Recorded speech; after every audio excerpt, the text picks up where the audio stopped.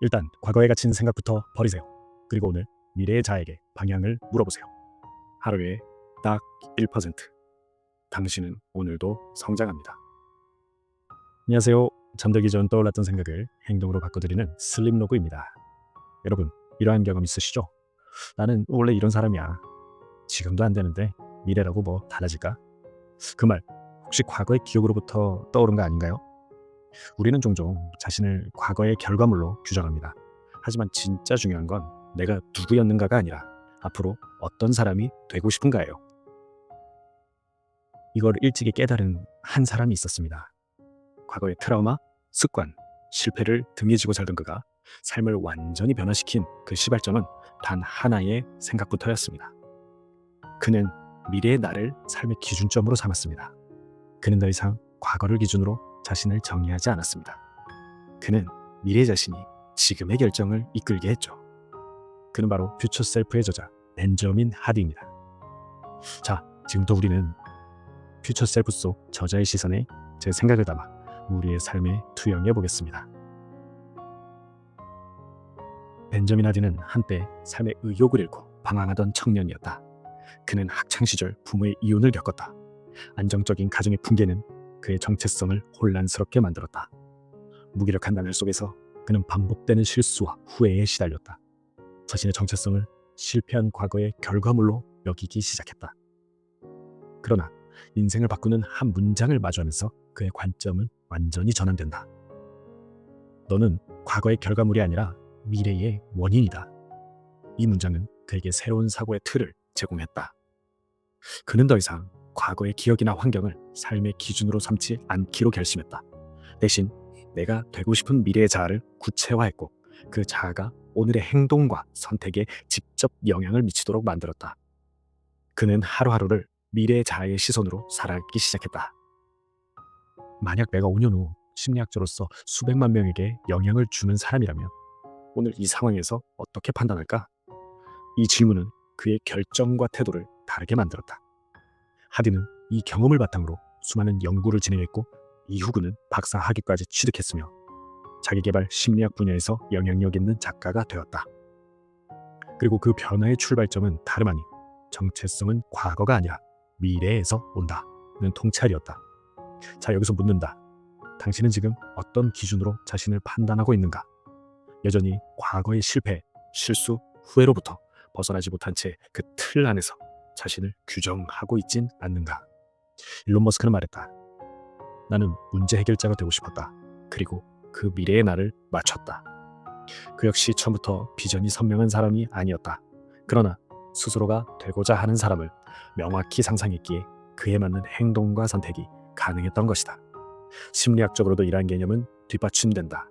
미래자 이론에 따르면 사람이 자신의 미래를 구체적으로 상상하고 그 이미지와 정서적으로 연결될수록 현재의 행동에서 자기 통제력이 높아진다고 한다. 미국 스탠퍼드 대학교의 심리학자 할 허쉬필드 박사의 연구에서도 미래의 자신을 선명하게 이직할 수 있는 사람일수록 현재 유혹을 이겨내고 장기적인 목표를 위한 결정을 내릴 확률이 40% 이상 더 높다는 결과가 나왔다. 또한 이 실험에서는 미래 자아의 사진을 디지털로 노화시켜 보여주었던 참가자들이 그렇지 않은 그룹보다 저축률, 건강관리, 학습 지속률에서 유의미한 차이를 보였다고 보고되었다. 즉, 인간은 미래의 자아가 진짜 나라고 느낄 때 현재의 나를 다르게 다룬다는 것이다. 하디는 주장한다. 정체성은 고정된 것이 아니라 매 순간 다시 설계되는 선택의 산물이다. 과거는 단지 기록일 뿐이며 진짜 중요한 것은 오늘의 선택이 내일의 나를 만든다는 사실이다. 결국 이 개념은 자기 주도성과 책임감을 되살린다. 미래 자아를 중심에 둘 때 우리는 되풀이되는 과거가 아닌 지향하는 미래를 기준으로 살아가게 된다. 핵심은 이거다. 과거의 나는 나를 정의할 수 없다. 진짜 나는 지금 이 순간 어떤 미래를 기준으로 살아가느냐에 따라 정해진다. 그리고 그 미래는 당신이 선택하는 방향으로 얼마든지 바뀔 수 있다. 벤저민 하디는 자신의 저서에서 미래의 자아를 단순한 상상이 아니라 삶의 나침반이자 기준점으로 정의한다. 그는 과거의 한 상담 사례를 예시로 들며 이 개념을 더욱 구체화했다. 한 여성 내담자는 항상 동일한 문제를 반복하고 있었다. 직장에서 인정받지 못하고 인간관계는 늘 어긋났으며 자신에 대한 자존감은 바닥에 가까웠다. 그녀는 스스로를 늘 실패하는 사람, 기회를 잡지 못하는 사람이라 정의했다. 하디는 그녀에게 이렇게 질문했다. 당신이 되고 싶은 사람은 어떤 사람입니까? 그녀는 처음엔 대답하지 못했다. 자신의 정체성이 철저히 과거의 사건들에 묶여 있었기 때문이다. 하지만 여러 세션을 거쳐 점차 그녀는 미래 자아의 이미지를 만들어가기 시작했다. 나는 자기주도적인 사람입니다. 감정을 통제하고 신뢰받는 리더입니다. 그녀는 미래 자아의 구체적인 특징을 언어로 정의했고 이후 그 자아에 맞춰 매일의 선택을 바꾸기 시작했다. 하디는 이 사례를 통해 다음과 같은 교훈을 강조했다. 정체성은 기억이 아니라 상상에서 탄생해야 한다. 그는 말한다. 사람은 현재를 기준으로 살아가지 않는다. 진짜 영향을 미치는 것은 자신이 누구라고 믿는가이다. 여기서 질문한다. 여러분은 지금 어떤 자아를 기준으로 선택을 하고 있는가? 과거의 기억을 참고하는 수준을 넘어서 정말로 미래의 나를 주체적으로 설계해 본 적이 있는가? 스티브 잡스는 이런 말을 남겼다. 내가 지금 하는 일과 선택들이 미래의 내가 자랑스러워할 수 있는가를 항상 생각한다. 그는 늘 미래 자아를 삶의 축으로 두었다. 현재의 수많은 잡음을 뚫고 진짜 중요한 것에 집중할 수 있었던 이유이다. 이런 개념은 행동 경제학과 인지 심리학에서도 강하게 지지받는다. 자기 연속성 이론에 따르면 사람은 자신의 현재 자아와 미래 자아를 하나의 동일한 존재로 인식할수록 더욱 자기조절적이며 장기적 결정을 내릴 가능성이 높아진다고 한다. 하버드 대학교 연구진이 진행한 실험에 따르면 미래 자아와 감정적으로 연결되어 있다고 응답한 사람들은 그렇지 않은 사람들에 비해 목표 달성률이 약 30% 이상 더 높았고 자기 효능감과 삶의 만족도 역시 유의미하게 높았다는 결과가 보고되었다. 하디는 여기서 중요한 통찰을 덧붙인다. 미래 자아가 나를 바라보고 있다고 상상하라. 그 시선이 기준이 될 때 당신은 더 이상 자기 기만을 할 수 없게 된다. 이는 단순한 동기부여를 넘어선 구조적 변화이다. 사람은 외부의 시선보다 내면의 일관된 자아를 더 강하게 따르는 경향이 있다. 즉, 내가 스스로를 어떤 존재로 여기는가가 실제 행동의 기준이 된다는 것이다. 결국 삶의 방향은 외부에서 주어지는 것이 아니다. 누군가의 기대나 세상의 기준도 아니다. 그 방향은 내가 상상하고 설계한 미래 자아가 지금 나에게 내리는 명령이다. 핵심은 이렇다. 정체성은 과거의 합이 아니라 미래 자아의 선택이다. 그리고 그 자아는 뚜렷할수록 현재의 나를 명확히 이끌 수 있다. 삶이 흔들릴 때마다 나는 어떠한 사람이 되고 싶은가를 기준으로 삼는다면 우리는 어떠한 환경 속에서도 방향을 잃지 않을 수 있다.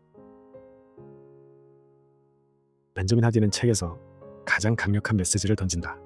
바로 지금 이 순간의 선택이 미래의 자아를 만든다는 것이다. 그는 과거 한 스타트업 창업자의 사례를 소개한다. 이 창업자는 평범한 직장인이었다. 안정적인 월급, 무난한 생활, 그 속에 깃든 지루함. 그는 늘 언젠가는 창업을 할 거야 라고 말했지만 현실에선 아무것도 하지 않고 있었다. 그러던 중 그는 퓨처 셀프라는 개념을 접하게 된다. 그는 자신이 5년 뒤 업계를 선도하는 기업의 대표가 되어 수많은 청년 창업가들에게 영감을 주는 장면을 상상했다. 그리고 매일 아침 그 자아로부터 메시지를 받는다고 설정했다. 오늘 너의 선택이 내 삶을 결정짓는다. 이 상상은 곧 현실의 행동을 바꾸기 시작했다. 퇴근 후의 시간 그가 택한 건 넷플릭스가 아니라 시장조사였고 주말마다 그는 창업 멘토링 프로그램에 참가했다. 6개월 후 그는 첫 최소 기능 제품을 만들었고 2년 뒤엔 실제 회사를 설립했다. 그는 이렇게 말했다. 내가 내 미래 자아에게 부끄럽지 않도록 살았을 뿐이다. 여기서 묻고 싶다. 여러분은 지금 어떤 선택을 하고 있는가? 그 선택은 여러분이 되고 싶은 사람에게 당당하게 보여줄 수 있는 결정인가? 오프라 윈프리는 이렇게 말한다. 당신이 하는 모든 선택은 당신의 미래를 조각하는 칼이다. 그녀 또한 가난과 학대의 과거를 딛고 일어설 수 있었던 이유는 자신이 어떠한 사람이 되고 싶은지를 명확히 그렸기 때문이다. 그리고 그에 맞는 선택을 일관되게 실천했다. 심리학적으로도 이 메시지는 설득력이 있다. 행동심리학의 대표 이론인 행위 정체성 일치 이론에 따르면 사람은 자신의 정체성과 일치한다고 믿는 행동을 더 쉽게, 더 자주 반복하게 된다. 즉, 나는 운동하는 사람이야 라고 믿는 사람은 운동을 단순한 의무가 아닌 자연스러운 정체성의 일부로 받아들인다. 이와 관련된 실험에서 콜롬비아 대학 연구진은 흥미로운 결과를 도출했다. 두 그룹에게 동일한 과제를 주었지만 한 그룹에게는 당신이 어떤 사람이 되고 싶은가를 물었고 다른 그룹에게는 이 일을 얼마나 잘할 수 있을 것 같은가를 물었다. 그 결과 미래 정체성을 상상한 그룹의 정치율이 35%더 높게 나왔다. 그들은 더 많은 시간을 투자했고 실패를 견디는 힘도 높았다. 이 실험은 한 가지를 명확히 보여준다. 미래 자아를 떠올리는 순간 사람은 지금 이 행동의 의미를 다르게 해석한다는 점이다. 단순한 일도 더 큰 가치로 느껴지고 게으름은 더 뚜렷한 죄책감으로 인식된다. 벤저민 하딘은 강조한다. 지금의 선택은 그 자체로 사소할 수 있다. 하지만 반복되는 사소함은 결국 정체성을 만들고 그 정체성은 미래를 결정짓는다. 이 말은 곧 미래는 거대한 결단이 아니라 작은 선택의 반복으로 탄생한다는 사실을 다시금 떠올리게 한다. 결국 우리의 삶은 단 한 번의 결심이 아니라 매 순간의 작은 선택 위에 세워진 건축물이다. 그리고 그 선택의 방향타는 미래의 자아가 어디를 바라보고 있느냐를 따라 완전히 달라진다. 정리해보자. 당신의 미래는 정해진 운명이 아니다. 당신의 미래는 오늘 당신이 내리는 단 하나의 선택에서 이미 시작되고 있다. 결국 우리의 삶을 바꾸는 것은 거창한 선언이 아니라 오늘의 작은 선택 하나라는 사실 마음 깊이 새겨야겠죠.